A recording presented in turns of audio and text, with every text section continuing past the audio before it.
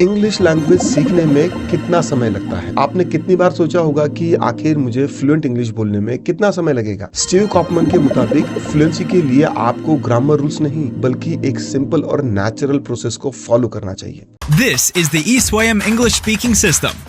We're helping students to speak English quickly, easily, and automatically without studying boring and confusing grammar rules in just 30 days. Here's your host, the best and #1 English trainer of India and the living legend of natural language learning, Amol Deshmukh. सालों से English सीखने की कोशिश कर रहे हैं। आप grammar books पढ़ते हैं, वर्ड्स याद करते हैं, फिर भी जब बात बोलने की आती है तो कहीं ना कहीं आप रुक जाते हैं। यह फ्रस्ट्रेशन कितनी कॉमन है ना? क्या आपने कभी सोचा है कि इतना सब करने के बाद भी फ्लुएंसी क्यों नहीं आ रही है? आज मैं आपको ऐसी डिटेल और एक स्टोरी बताने वाला हूं जिससे आपकी सोच बदल जाएगी। स्टीव कॉपमन एक ऐसे इंसान जिन्होंने 20 से भी ज़्यादा भाषाएं सीखी है। मेरे गुरु है, वो बताते हैं कि लैंग्वेज सीखने का एक नेचुरल तरीका है। और आज के वीडियो में मैं आपको उनके 3 पावरफुल स्टेजेस को एक्सप्लेन करूंगा जिससे आप बिना ग्रामर के जाल में फंसे हुए इंग्लिश बोल सकेंगे। वीडियो को आखिरी तक देखिएगा क्योंकि इसमें आपको वो टिप्स मिलेंगी जो आपकी इंग्लिश लर्निंग जर्नी को बदल के रख देगी।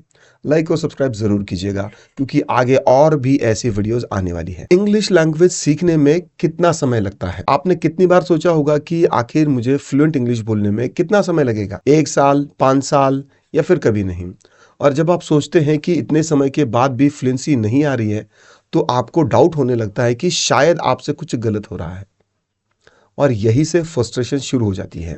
लेकिन आप जो नहीं जानते वो ये है कि ये फ्रस्ट्रेशन ग्रामर की वजह से है क्योंकि आप लैंग्वेज को नेचुरली नहीं सीख रहे हैं।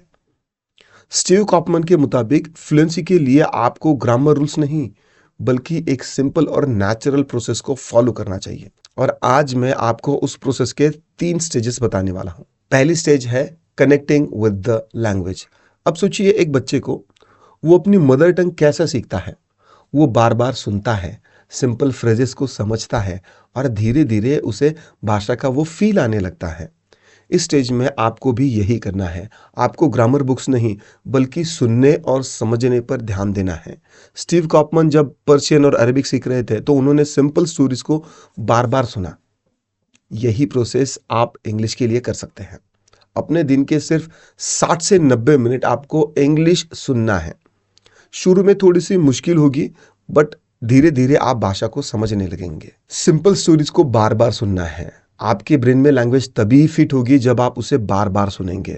सिंपल स्टोरीज, कॉमन वर्ब्स और फ्रेजेस को बार बार सुनने से आप नेचुरली इंग्लिश को समझने लगते हैं। कॉमन वर्ब्स और कंजंक्शंस पर आपने ध्यान देना है। कहानियों में, स्टोरीज में जितनी बार कॉमन वर्ब्स और फ्रेजेस आते हैं तो वो ऑटोमेटिकली आपके ब्रेन में प्रिंट होने लगते हैं। इसका मतलब है कि आपको कॉन्शियसली उन्हें याद करने की जरूरत नहीं पड़ेगी। आपका दिमाग नेचुरली उन्हें पिक कर लेगा। मैं आपको एक उदाहरण देता हूं। कल्पना कीजिए कि आप एक बच्चा हो और आपको 10 बार चलो खाना खाओ ये सुनाया जाता है। इवेंचुअली आप चलो खाना खाओ, लेट्स गो एंड ईट, ये फ्रेज जानने लगते हैं बिना ये सोचे कि इसका ग्रामर क्या है। यही काम स्टोरीज सुनने से होता है। धीरे धीरे लैंग्वेज आपके सबकॉन्शियस माइंड में बैठ जाती है। 3 महीने के अंदर ही आप लैंग्वेज के साथ कनेक्टेड फील करोगे। लेकिन ये सिर्फ पहली स्टेज है। अगली स्टेज में हम सीखेंगे कि कैसे इस कनेक्शन को फ्लुएंसी में बदला जाएगा। Stage 2, comfortable with the language. Now आप भाषा के साथ कनेक्शन बना लिया है तो अब बारी आती है दूसरी स्टेज की, लैंग्वेज में कंफर्टेबल होने की। आपने सिंपल स्टोरी से बेसिक अंडरस्टैंडिंग हासिल की है। अब आपको वोकैबुलरी वर्क को बढ़ाना और कॉम्प्लेक्स सेंटेंस को समझने में और बोलने में देना है। मैं आपको और एक एग्जांपल देता हूं। जब स्टीव कॉपमन ने पर्शियन सीखी तो पहले 3 महीने उन्होंने सिर्फ स्टोरी सुनी। लेकिन जैसे जैसे उन्हें लैंग्वेज की समझ में आई, उन्होंने धीरे धीरे आर्टिकल और कॉन्वर्सेशन को भी सुनना शुरू किया। आप भी यही कर सकते हैं। अब आपको कॉम्प्लेक्स सेंटेंसेस सुनने और इंटरमीडिएट लेवल की कॉन्वर्सेशन पर आपने ध्यान देना है। वोकैबुलरी बढ़ाए। वोकैबुलरी को एक्सपैंड करने का सबसे अच्छा तरीका है कि इंटरेस्टिंग कंटेंट पढ़ना और सुनना, चाहे वो पॉडकास्ट हो, कॉन्वर्सेशन हो या आर्टिकल हो। इससे आपकी समझ और भी गहरी हो जाएगी। इंटरमीडिएट कॉन्वर्सेशन सुने। अब आपको थोड़ा सा मुश्किल कंटेंट सुनना चाहिए जैसे कॉन्वर्सेशन और डिस्कशंस। इससे आपकी लैंग्वेज और एनहांस हो जाएगी। ये स्टेज लगभग 3 महीने ले लेती है। इस दौरान आप कॉन्फिडेंट हो जाते हैं कि अब आप कॉन्वर्सेशन में पार्टिसिपेट कर सकते हैं। लेकिन अभी एक स्टेज और बाकी है और ये सबसे एक्साइटिंग है। ये वो स्टेज है जहाँ पर आप फ्लुएंसी के बहुत करीब होते हो। Stage number 3, constant improvement. English बोलने के लिए सबसे इंपॉर्टेंट स्टेज है कांस्टेंट इम्प्रूवमेंट। अब तक आपने एक सॉलिड फाउंडेशन बना लिया, लेकिन फ्लुएंसी का सफ़र यही ख़त्म नहीं होता। अब आपको धीरे धीरे ऑथेंटिक कंटेंट की तरफ बढ़ना है ताकि आप आपके कंफर्ट जोन से बाहर निकले। जब स्टीव ने अरेबिक सीखी तो उन्होंने सिर्फ स्टोरीज और कॉन्वर्सेशन सुने थे, लेकिन 9 महीने बाद उन्होंने ऑथेंटिक न्यूज़ पर डिस्कशन पर ध्यान देना शुरू कर दिया। ये चैलेंज था, लेकिन यही वो स्टेज थी जहां उनकी फ्लुएंसी बननी शुरू हो गई। आप भी यही कर सकते हैं। ऑथेंटिक इंग्लिश मटेरियल यूज़ करें। News articles, real life conversations आपने यूज़ करने हैं। शुरू में आपको थोड़े से मुश्किल लगेंगे, लेकिन धीरे धीरे आप अडाप्ट करने लगेंगे। ट्यूटर से ज़्यादा इंटरैक्ट आपको इस लेवल में करना है। इस लेवल में ज़्यादा से ज़्यादा बोलने की प्रैक्टिस करनी है।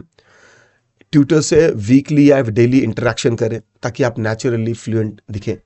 अब आप फ्लुएंसी की ओर बढ़ चुके हैं, लेकिन याद रखें कांस्टेंट इंप्रूवमेंट से ही आप परफेक्ट हो सकते हैं। अब ये सफ़र खत्म नहीं हुआ, बल्कि अब आपका इंग्लिश मास्टरी का असली सफ़र शुरू होता है। तो दोस्तों, ये थे वो 3 स्टेजेस जिससे आप इंग्लिश फ्लुएंसी पा सकते हैं। भाषा से कनेक्ट करना, भाषा के साथ कंफर्टेबल होना और कांस्टेंट इंप्रूवमेंट। स्टीव कॉपमन ने इन स्टेजेस का यूज़ करके 20 से ज़्यादा लैंग्वेजेस सीखी है और मैंने भी। और आप भी इन स्टेजेस को फॉलो करके अपनी इंग्लिश जर्नी को ट्रांसफॉर्म कर सकते हैं।